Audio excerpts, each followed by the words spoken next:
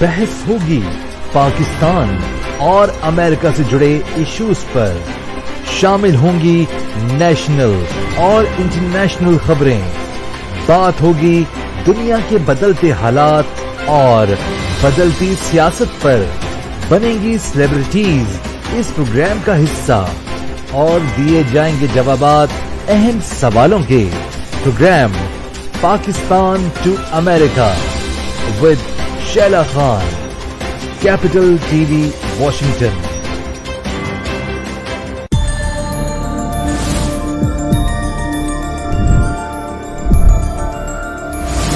You are watching Capital TV Washington, the best South Asian TV channel in North America.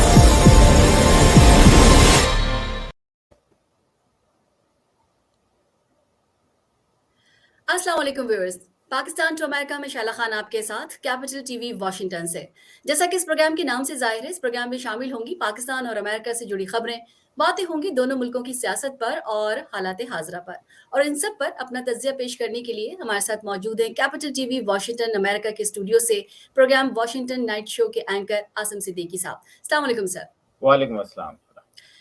Supreme court Karachi registry में नस्ला tower इनेदाम case की समाअत हुई। Building plan की मंजूरी देने वाले अफसरान के खिलाफ एक बड़ा हुक्म भी आया। अटॉर्नी जनरल ने मुतासरीन को मुआवजा अदायगी के हुक्म पर अमल दरामद यकीनी बनाने की इस्तदा करते हुए कहा कि मुतासरीन को ना बिल्डर्स मुआवजा दे रहे हैं और ना ही सिंध हुकूमत, लिहाजा इनेदाम की साथ साथ जमीन को भी तहवील में लेने का हुक्म दिया जाए। नस्ला टावर ने ताहाल मुआवजा अदायगी के लिए इकदामात नहीं किए हैं। अदालत ने अटॉर्नी जनरल पाकिस्तान की इस्तदा पर बड़ा फैसला देते हुए कहा कि नस्ला टावर के प्लॉट को फौरी तौर पर अदालती तहवील में लेने की हिदायत कर दी। प्लॉट की वापसी को मुआवजे से मशरूत भी कर दिया। अदालत ने नस्ला टावर को केस प्रॉपर्टी से मुंसलिक करते हुए 780 मुरब्बा गज जमीन को जब्त करने का हुक्म दिया और प्लॉट पर अदालती नाजिर को फौरी कार्रवाई की हिदायत कर दी। सुप्रीम कोर्ट ने नस्ला टावर की बिल्डिंग प्लान की मंजूरी देने के अफसरान के खिलाफ भी महकमा जाती और क्रिमिनल कार्रवाई का हुक्म देते हुए कहा कि महकमा एंटी करप्शन इन अफसरान के खिलाफ मुकदमा दर्ज करे। अदालत ने नस्ला टावर केस में सिंध बिल्डिंग कंट्रोल अथॉरिटी के डीजी और दीगर अफसरान के खिलाफ फिरोजाबाद थाने में मुकदमा दर्ज करने की हिदायत की और एंटी करप्शन हुक्काम को भी जिम्मेदार अफसरान के खिलाफ अलग मुकदमा दर्ज करने की हिदायत की। सुप्रीम कोर्ट ने कराची में अस्करी पार्क को फौज से वापस लेकर कराची मेट्रोपॉलिटन कॉर्पोरेशन की तहवील में देने का हुक्म दिया और अदालत ने तारिक रोड पार्क अराजी से तमाम कब्जे खत्म कराने का हुक्म भी दिया, जबकि दुकानें और क्लब के खिलाफ भी फौरी कार्रवाई का हुक्म दिया। सुप्रीम कोर्ट ऑफ पाकिस्तान की जानिब से पार्क की जगह मस्जिद और दीगर इमारत की तामीर को गैर कानूनी करार देते हुए 1 हफ्ते के अंदर अंदर गिराने और पार्क बहाल करने का हुक्म दिया है। आसिम साहब, सवाल मैं ये करूंगी कि एक मर्तबा फिर अदालत इन एक्शन है। क्या ये जरूरी नहीं था कि जमीनों की अलॉटमेंट के लिए चीफ जस्टिस साहब एक कानून बनाते ताकि 17 की जगह 1 विंडो और इख्तियारात से नाजायज कमीशन के रास्ते बंद हो जाते? क्योंकि चीफ जस्टिस साहब के रिटायरमेंट के बाद होगा क्या? बिल्कुल शैला, मैं भी जब आप ये बता रही थी तो मेरा भी जहन में ये आ रहा था कि एक्चुअली जो काम उनको करना चाहिए इसके साथ साथ, ठीक है, बहुत अच्छी बातें कर रहे हैं वो कि जनाब ये होना चाहिए वो होना चाहिए, हालांकि उनको सिर्फ कराची के अंदर ही तजावुज़ात नज़र आ रहे हैं, बाकी जगह नज़र नहीं आ रहे, लेकिन चलें ठीक है, देर आई दुरुस्त आई, किसी एक जगह से तो स्टार्ट किया आपने। लेकिन अगर मैं आज एक जगह पे घर बनाता हूँ, एक बिल्डिंग बनाता हूँ, 15, 20, 16, 17 जितने एजेंसीज हैं उनसे मैं लेता हूँ परमिट, और मैं अपनी बिल्डिंग बनाने के बाद, अपनी मस्जिद बनाने के बाद, अपने अपार्टमेंट बनाने के बाद मुझे 20 साल के बाद पता चलता है कि एक ऐसा जज आया है जिसका ज़मीर जाग गया है और उसने जो है उसको तोड़ दिया है। और उन 16-17 इदारों से नहीं पूछा जा रहा, महकमों से नहीं पूछा जा रहा कि जनाब आपने परमिशन क्यों दी थी। अगर ये चीफ जस्टिस साहब मुखलिस होते मुल्क से, अगर ये चीफ जस्टिस साहब इनका जो ज़मीर जागा है वाकई अगर ज़मीर जागता, तो ये कुछ ऐसे कानून ज़रूर रिकमेंड करते कौमी असम्बली को कि आप पूरे पाकिस्तान में 1 विंडो ऑपरेशन बनाएंगे, कोई एक महकमा जो है वो करेगा ताकि वही जिम्मेदार भी हो, ताकि आपको कंस्ट्रक्शन में आसानी भी हो, आपको काम करने में आसानी हो, आपके रिश्वत का जो 17 महकमों को देनी पड़ती है वो किसी एक महकमे में दें तो बाद में पकड़ाई भी उसी महकमे के जिम्मेदारान की होगी और अगर वो ज़ेर सरपरस्ती सिंध गवर्नमेंट, पंजाब या दूसरे सूबों की हो तो हुँ, उनको पर भी असरअंदाज होगी। लेकिन हम बदकिस्मत इंसान हैं, हम बदकिस्मत पाकिस्तानी ज़िम्मेदारान हैं कि हम कोई ऐसा इक़दाम नहीं करते। हम अक्ल कुल इस्तेमाल करके जो हमारे दिमाग में आता है वही बोलते जाते हैं। दुनिया जो है, आप किसी भी दुनिया में जो तरक्की याफ़्ता ममालिक हैं, उसमें से कोई भी एक मुल्क उठा के उसके रूल्स रेगुलेशन अपने मुल्क पे नाफ़िज़ कर दें, आपका मुल्क हुँ, बहुत अच्छा हो जाएगा। लेकिन कमबख्ती कह लें, बदकिस्मती कह लें कि ये नहीं हो रहा, चाहे वो हुँ, हमारे एस्टेब्लिशमेंट हो, चाहे वो हमारे जुडिशल इदारे हों, चाहे वो हुँ। हमारी पुलिस हो, चाहे वो हमारे सूबों के ज़िम्मेदारान हों। आसिम साहब, मैं ये भी पूछना चाहूँगी, देखिए निस्ला टावर तक की तो बात चले मुझे समझ में आती है कि वो एक टावर था, उसको बम से उड़ाया जाए, नहीं जी हो सका, अच्छा जी ठीक है जी, मैनुअली उसको आप तोड़ रहे हैं। लेकिन कराची में जो तारिक रोड है, उस पर वाक़ई जो मस्जिद है वो 5 मंजिला है। गैर कानूनी कंक्रीट तामीरात जो ब्लास्टिंग है, उसके बगैर 1 हफ्ते के अंदर-अंदर गिराना, इस अरसे में पार्क बहाल करना नामुमकिन होगा। गवर्नमेंट भी यही कह रही है। Pakistan employees cooperative housing society यानी पीसीएचएस की जो है, उसमें एन तारिक रोड के एक पार पर मदीना मस्जिद है, मदरसा है, दुकानें हैं और गुज़िश्ता 10 साल के दौरान गैर कानूनी तौर पर तामीरात की गई।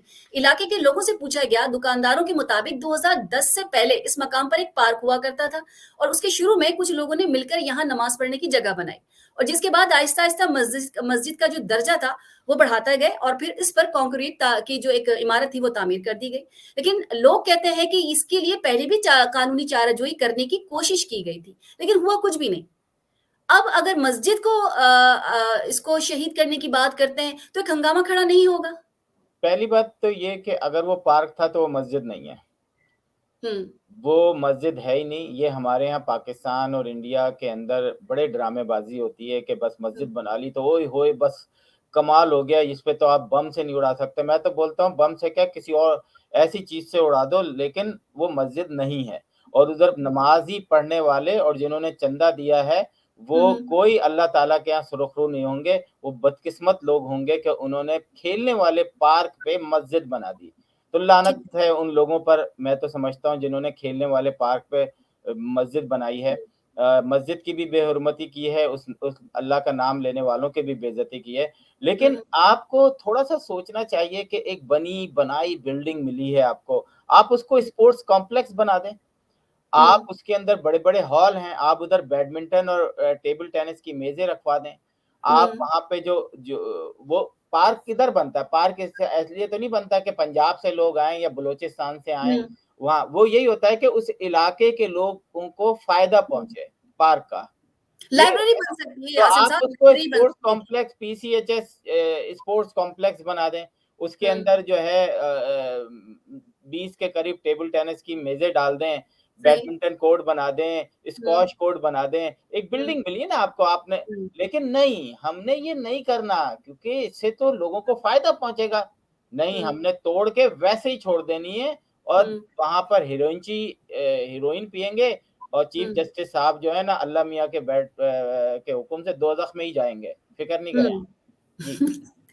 अच्छा, दूसरा सवाल आपसे कर लेती हूँ कि नवाज़ शरीफ ने अपने लंदन क़याम में पहली मर्तबा बड़ा वाज़ेह पॉलिसी बता दी उन्होंने पाकिस्तान आने की और उसके बाद मुस्लिम लीग नून की जो टॉप क़यादत है, वहाँ से लेकर मिडल लेवल तक की जो क़यादत है, यानी मिड तक की जो क़यादत है, उसमें बड़ा जोश भी पैदा हुआ, ख़रोश पैदा हुआ और नवाज़ शरीफ के जो कमिटेड कारकुन थे उनके उन्होंने सोचा कि ये ऐलान हो गया है, तो वो अब आगे बढ़ने लगे हैं या वो ज़रा इंटरेस्ट लेने लगे हैं। पार्टी की जानिब उम्मीद भरी नज़रों से भी देखने लगे, अलबत्ता उनकी वापसी की जो तारीख़ है, उसके बारे में कोई हतमी तौर पर कुछ भी कहना ज़रा कबल अज़ वक़्त होगा। नवाज़ शरीफ की वापसी जब भी होगी, ये पाकिस्तानी मीडिया के लिए आपको मालूम है कि बहुत बड़ा इवेंट होगा। मुस्लिम लीग नून खुद भी इसकी इनकी वापसी को एक इवेंट बनाएगी, बहुत बड़ा इवेंट बनाने की कोशिश करेगी और यही वजह है कि नून लीग की कोशिश होगी कि नवाज़ शरीफ जब भी पाकिस्तान वापस आएँ, पार्टी एक तीर से नहीं बल्कि 2 नहीं बल्कि एक तीर से कई शिकार करे। मैं सवाल आपसे ये पूछना चाह रही हूँ, क्या वाक़ई बिसात जो है वो पलटने वाली है? ये नवाज़ शरीफ की वापसी सियासी नहीं है या लगता है आपको कि कानूनी है? क्योंकि अब बर्तानिया में नवाज़ शरीफ का रुकना ज़रा मुश्किल हो गया है। तो वाक़ई पाकिस्तान वो आएँगे या पाकिस्तान से किसी और जगह निकल जाएँगे वो? देखिए ये सब ड्रामेबाज़ी है। हुँ, ये जो हुकूमत जो इस वक़्त कर रही है, और हर पाकिस्तानी उससे थोड़ा परेशान नज़र आ रहा है। वो लोग जो हलाल की कमाई कमा रहे हैं, उनके लिए जीना मुश्किल होता जा रहा है। हराम वाले तो चल रहे हैं, उनको उनको पाकिस्तान में हर जगह जो है वो तरक्की नज़र आ रही है। हुँ, ये शोषा छोड़ने का मकसद ये होता है कि गवर्नमेंट के जो आसरा दे दें, दिलासा दे दें कि जी बस अभी बस नवाज़ शरीफ आ रहे हैं, ऐसी कोई बात हुँ, नहीं है। और अच्छा। आप जहाँ दुनिया को ये बताया जा रहा है कि नवाज़ शरीफ का रुकना वहाँ मुश्किल है। हुँ, नवाज़ शरीफ के बच्चे जो हैं वो वहीं पर सिटीज़न हैं और हुँ, कोई भी उनके पेरेंट्स को वहाँ से निकाल नहीं सकता। और अच्छा। हमारी गवर्नमेंट में इसकी इतनी ताकत नहीं है कि वो इंटरपोल के ज़रिए जो है, वो नवाज़ शरीफ को लेकर आएँ, क्योंकि आज करप्शन में धँसी हुई ये हुकूमत, हुँ, जिसके पीटीआई के हर हुक्मरान ने, हुँ, चाहे वो नीचे से लेकर ऊपर तक हो, करप्शन हुँ, की वो तारीख़ रकम की है जो पाकिस्तान के अंदर नहीं मिलती। हाँ, आप कह लें कि इमरान खान ने कोई करप्शन नहीं की है, लेकिन इमरान खान ने बैठकर अपने नीचे वालों को सबको करप्शन की खुली छूट दे रखी है सर और आप ये ये कह रहे हैं कि हुकूमत में कोई इतना भूता ही नहीं है कि वो कर सके। वफ़ाकी वज़ीर इत्तलात है फवाद चौधरी, कहते हैं कि नवाज़ शरीफ को हम वापस लेकर आएँगे। उन्होंने खुद भी कभी वापस देखिए आना ये होता तो वो ये नहीं आ ये सकते। चला ये सिर्फ़ चूरन बेचने वाली बातें हैं, ना ये अच्छा, पहले कभी कुछ कर सके। हाँ, इमरान खान भी एक दफ़ा चिल्लाते थे, मैं लेकर आऊँगा अल्ताफ़ हुसैन को, फिर नवाज़ शरीफ ने कहा, हुँ, फिर नवाज़ शरीफ आए, मैं मुशर्रफ को लेकर आऊँगा और फिर नवाज़ शरीफ चले गए, तो इमरान सही। खान और उनके चेले जो हैं, वो कह रहे हैं कि मैं हुँ, लेकर आऊँगा। ये सब चूरन बेच रहे हैं और हमारे पाकिस्तान में बड़े मज़े से चूरन बिकता है। और हमारी एस्टेब्लिशमेंट चाहती है कि लोग इस चूरन बेचने वाले के ऊपर ही फ़ोकस रखें, हुँ, आगे ना देखें। पाकिस्तान दुनिया में एक ऐसा मुल्क है, जो कि हुँ, रोज़ पीछे जा रहा है, हुँ, जो कि एक-एक मिनिस्टर पर जो हुँ, है अभी मैं एक सर्वे देख रहा था कि करोड़ों रुपए खर्च हो रहे हैं और हुँ, वो मिनिस्टर ना काम के, ना काज के, दुश्मन अनाज के। हुँ, फिर उसके बाद हमारे जनरल्स पे जो है अरबों रुपए खर्च किए जा रहे हैं।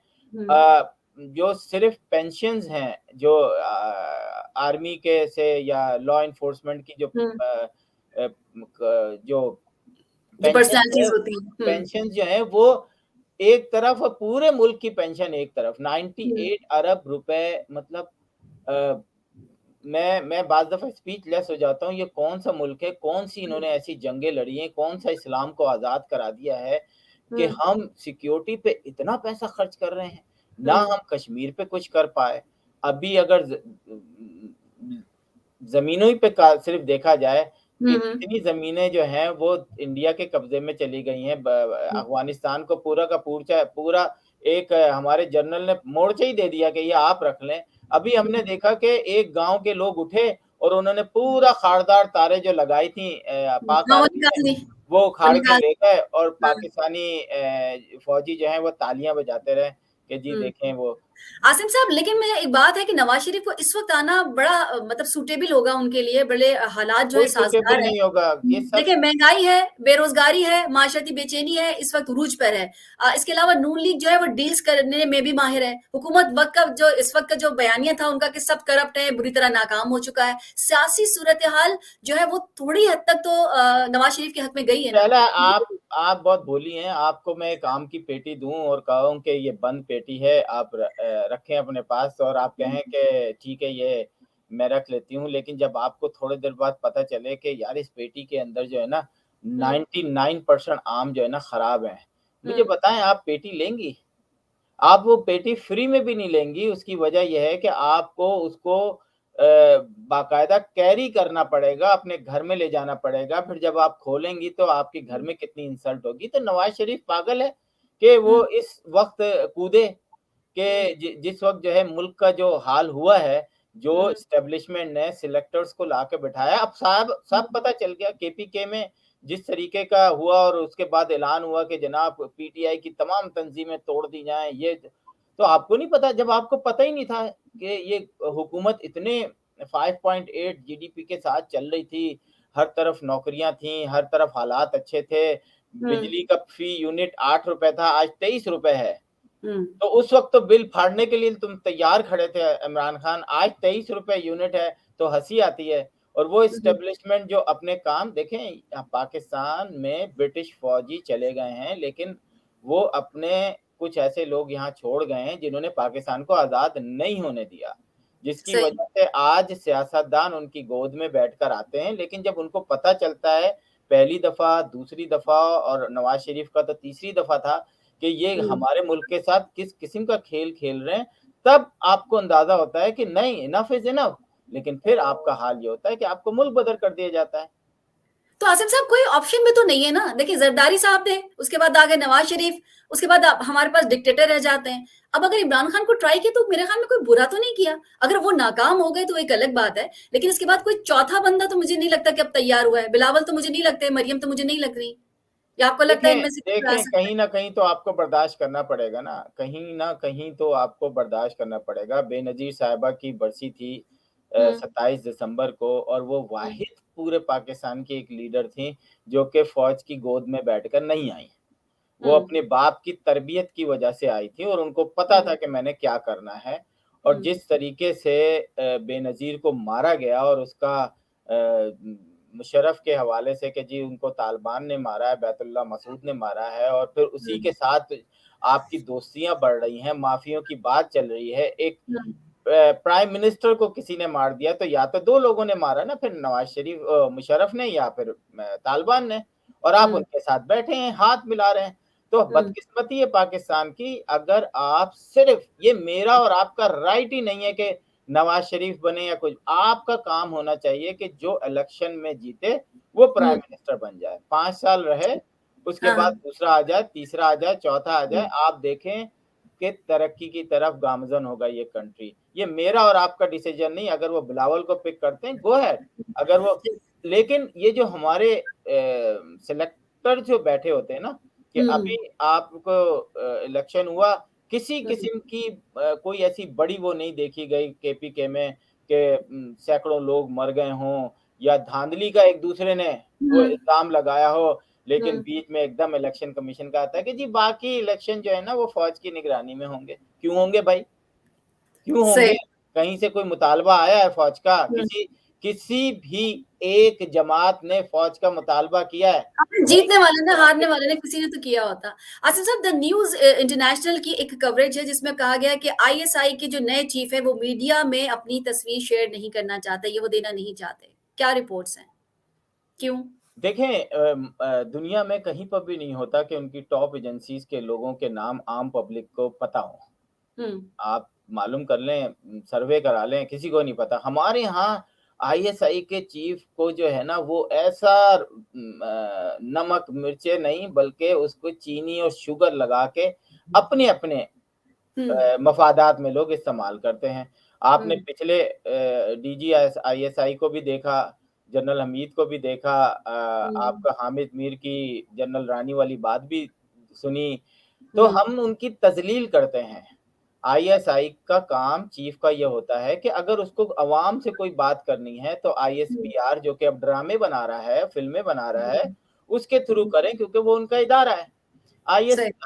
डीजीआईएसआई का ये वो नहीं है कि उनकी तस्वीरें चल रही हैं, जी डीजीआईएसआई ने ये कह दिया, डीजी वो मतलब बदतमीज़ी, इंतहाई बदतमीज़ी। और मैं समझता हूँ कि ये बहुत अच्छा फ़ैसला है उनका। ठीक है। बहुत ही अपनी इज़्ज़त, आप अपनी इज़्ज़त खुद करवाएँगी तो होगी इज़्ज़त।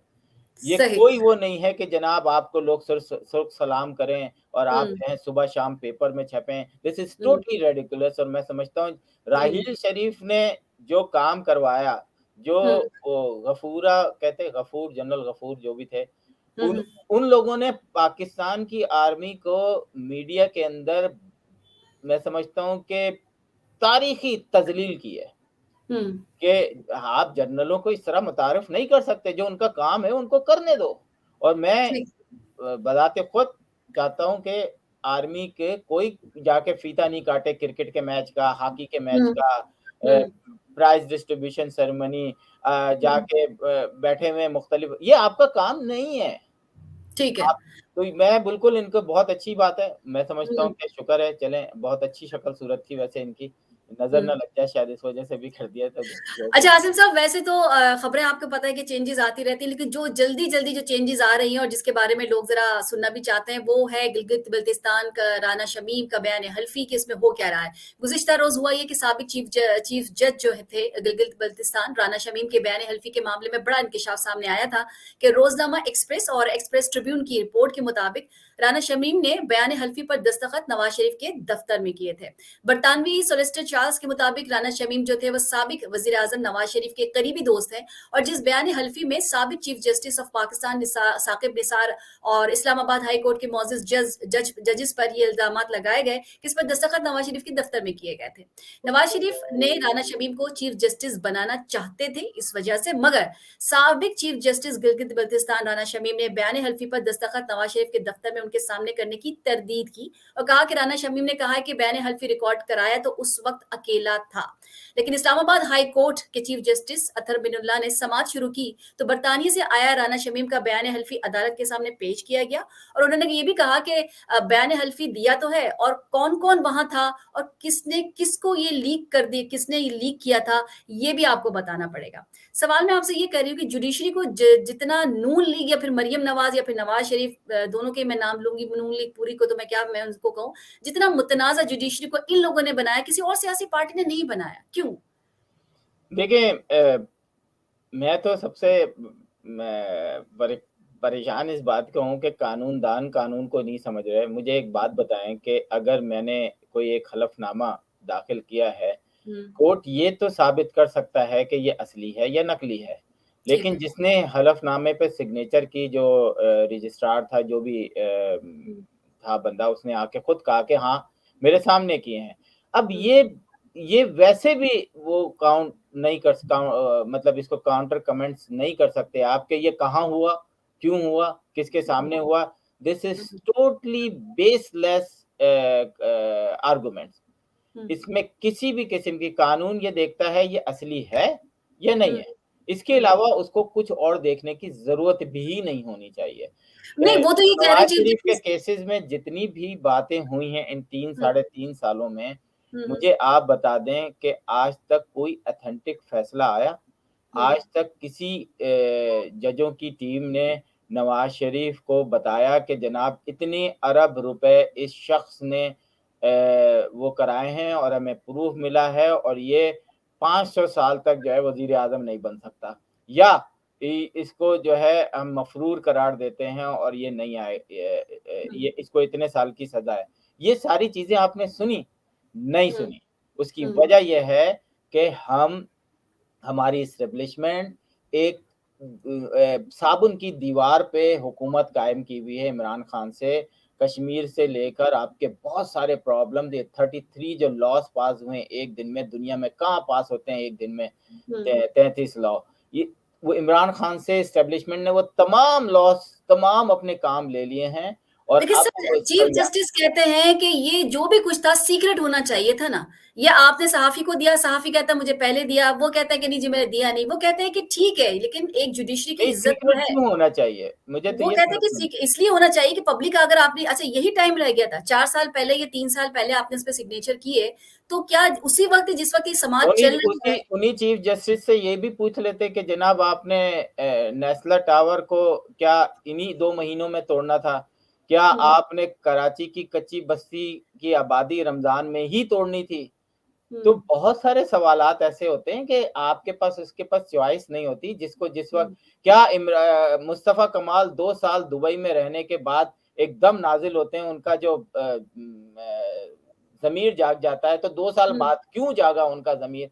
तो ये सवाल निकलेंगे तो जमीर बहुत। जाग रहा है, अभी तो सबके जाग रहे हैं। कराची में प्रेस कॉन्फ्रेंस करते हुए महाजिर कौमी मूवमेंट एमक्यूएम के जो सरबराह थे आफाक अहमद, उन्होंने कहा कि हमें नए सूबे की जिद्दोजहद करनी चाहिए। उन्होंने रैली निकाली। इससे पहले आमिर लियाकत ने कहा कि जी महाजिर सकाफत पर हमें एक रैली निकालनी चाहिए, वो डे मनाना चाहिए, तो सो डे भी बड़ी उससे मनाया गया, मतलब बड़े जोशो खरोश से मनाया गया।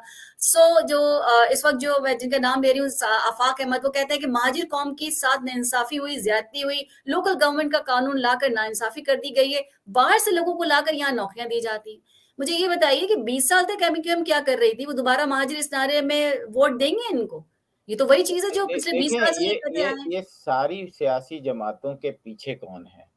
आप ये भी तो देख लें ना कि आज हुँ, उनको हमारे यहाँ बदकिस्मती ये है कि सिंधियों को डराया जाता है महाजिरों से कि ये हुँ, तुम्हारे हकूक पे डाका डाल देंगे। हुँ, महाजिरों को डराया जाता है कि ये सिंध पूरा जो है कराची पे कब्जा कर लेगा। हुँ, हुँ, देखते ही देखते आप खुद कराची में रहती हैं, आप बता दें हुँ, कितने पठान कराची में रहते हैं, कितने पंजाबी कराची में रहते हैं, कितने सिंधी हुँ, कराची में रहते हैं। अब तो हुँ, उर्दू बोलने वाले भी उन्हीं के बराबर ही हो गए हैं तकरीबन। हुँ, कोई आपको एक दुकान में आप घुसेंगी, आपको 6 नेशन के वहाँ लोग मिलेंगे। तो ये हुँ, सिर्फ लड़ाई एस्टेब्लिशमेंट के बैकडोर से आपस में लड़वाने की जा रही है। हमने कभी मोहब्बत बाँटी नहीं है। कभी हुँ, वज़ीर आला साहब निकलते हैं, नफ़रत भरे जुमले बोल देते हैं। फिर हुँ, उसके बाद एमक्यूएम का एक लीडर निकलता है, वो सिंधियों के खिलाफ नफ़रत भरे वो जुमले हुँ, बोल देते हैं। पीछे जो बैकडोर से इनको हिलाया जा रहा है, वो आप सबको हम सबको पता है वो लोग हैं कौन? अगर आज हुँ, ये एक कर ले हमारी एस्टेब्लिशमेंट कि हुँ, जनाब हमने सिर्फ मोहब्बत के फूल बाँटने हैं, दैट्स इट। हुँ, आप देखिए ये सारी हुँ, नफ़रतें खत्म हो जाएँगी, लेकिन हम हर जगह बैठ के आज इस दौर में हुँ, 2021 पे बैठ हुँ, के पीएचडीज़ लोग इस बात पे मुज़र हैं कि पाकिस्तान आने वाले लोग जो थे, वो बिल्कुल गरीब-गुरबा थे, ठेले पे बैठकर आते थे, जिनकी हुँ, कोई औकात नहीं थी, जिन्होंने हुँ, जाली डॉक्यूमेंट दे के यहाँ पे ज़मीनों पे कब्ज़े कर लिए हैं। मतलब शर्म आनी चाहिए उन लोगों को कि जो अब तीसरी नेशन है, अब ये बातें तो होनी ही नहीं चाहिए, लेकिन हुँ, नफ़रत की आग आपने फैलानी है। आज हुँ, बातें ये हो रही हैं कि जनाब उर्दू जो है वो क्यों नहीं कौमी लैंग्वेज है।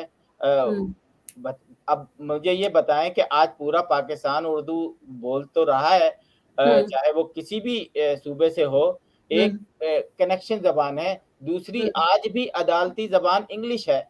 हुँ, इंग्लिश जो है मैं समझता हूँ नंबर 1 ज़बान है पाकिस्तान हुँ, की। हाँ, हुँ, अगर आप सबब में चले जाएँ तो उर्दू है। बाकी हुँ, जिन्होंने अपना कल्चर ज़िंदा रखना है, हुँ, सिंधियों ने जो हुँ, है अपने आप को मजबूती से मनवाया। हम 10वीं तक सिंधी पढ़कर आए हैं। हुँ, हुँ। हमें 10वीं तक सिंधी पढ़ाया, पंजाब में पंजाबी नहीं पढ़ाई गई, बलूचिस्तान में दूसरी लैंग्वेज नहीं पढ़ाई गई।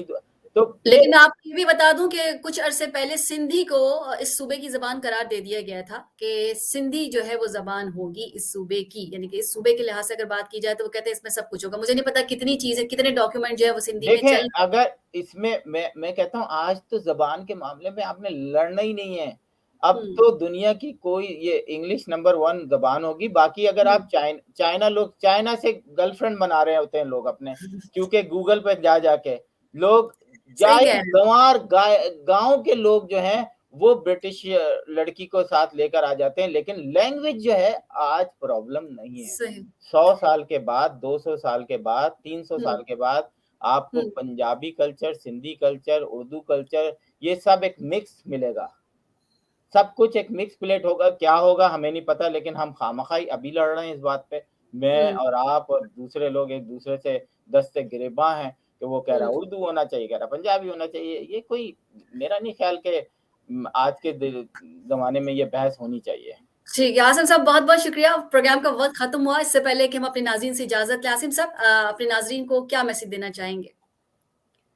मैसेज सिर्फ़ यही दूँगा कि मोहब्बत जो है चाहे वो इंसानों के दरमियान हो या जानवरों के दरमियान हो या जानवरों से इंसान हो या इंसानों को जानवर। अगर आप हुँ, देखें पूरी दुनिया को तो मोहब्बत ही एक-दूसरे के करीब लाती है। हुँ, जब हम एक तोता पाल लेते हैं, एक बिल्ली पाल लेते हैं तो उससे भी हमें इतनी मोहब्बत हो जाती है कि कोई उसको अगर कुछ कहे तो हमें हुँ, बहुत गुस्सा आता है। तो हुँ, आखिर क्यों इंसान इंसान से मोहब्बत नहीं कर पा रहा? आखिर हुँ, वो कौन-सी चीज़ें हैं जो हमारे दरमियान एक-दूसरे को अलहदा कर रही हैं? आखिर वो हुँ, कहाँ से ऐसी चीज़ें हम में इंसर्ट की जा रही हैं कि ये होना चाहिए या ये नहीं होना चाहिए? हुँ, इंसान आज़ाद है, उसको आज़ाद रहना चाहिए। किसी को हुँ, कुछ पसंद है, किसी को कुछ पसंद है। हमें हर एक-दूसरे की रिस्पेक्ट करनी चाहिए, हमें एक-दूसरे के व्यूज़ की रिस्पेक्ट करनी चाहिए, लेकिन हमें एक-दूसरे की कौमियत पर सवाल नहीं उठाना चाहिए। हमें एक-दूसरे के कल्चर पे सवाल नहीं उठाना चाहिए। कुछ अरसे पहले एक्सक्यूज़ मी अमेरिका में काले-गोरे का कितना फ़र्क था। उन्होंने हुँ, ये बात समझी और आज हुँ, आप देख लें कि वो काले-गोरे का फ़र्क ख़त्म हो गया है। इसी तरह हमें पाकिस्तान के अंदर रहते हुए 4-5 नेशन है, एक्सेप्ट करना पड़ेगा। कोई किसी को क्यों महाजिर बोल रहा है, पंजाबी बोल रहा है, सिंधी बोल रहा है, अरबी बोल रहा है, पश्तो बोल रहा है, ये क्वेश्चन नहीं है। वो इंसान है, वो कुछ भी कर सकता है। तो बस आखिर में यही कहूँगा कि मेरा ख्याल है कि अगर आप ठंडे दिल से सोचें और इन सब चीज़ों से परहेज़ करें, आपको नहीं पता कि दूसरे लोग इन सब चीज़ों से हर्ट हो सकते हैं, उनके दिल में खलिश आ सकती है। ना करें, आज के बच्चों को सिर्फ़ मोहब्बत बाँटें। Thank you. बहुत-बहुत शुक्रिया आसिम साहब। सोशल मीडिया प्लेटफ़ॉर्म पर कैपिटल टीवी वॉशिंगटन के फ़ेसबुक पेज को लाइक कीजिएगा और यूट्यूब चैनल को सब्सक्राइब कीजिएगा। कैपिटल टीवी वॉशिंगटन की जो एप्लीकेशन है, उसे ज़रूर इंस्टॉल कीजिएगा ताकि दुनिया में किसी भी जगह हो, हमारे लाइव प्रोग्राम्स और शोज़ को आप देख सकें, एन्जॉय कर सकें। ज़िंदगी ने वफ़ा की तो इंशाअल्लाह अगले प्रोग्राम में फिर आपसे मुलाकात होगी। तब तक के लिए शैला खान को दीजिए इजाज़त। फ़ी अमानिल्लाह।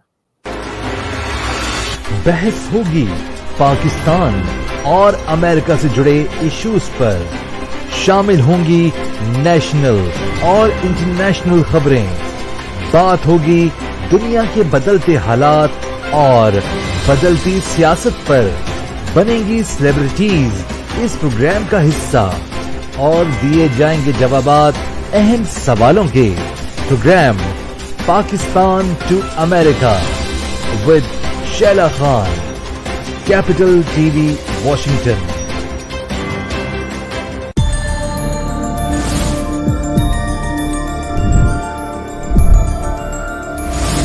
You are watching Capital TV Washington. The best South Asian TV channel in North America.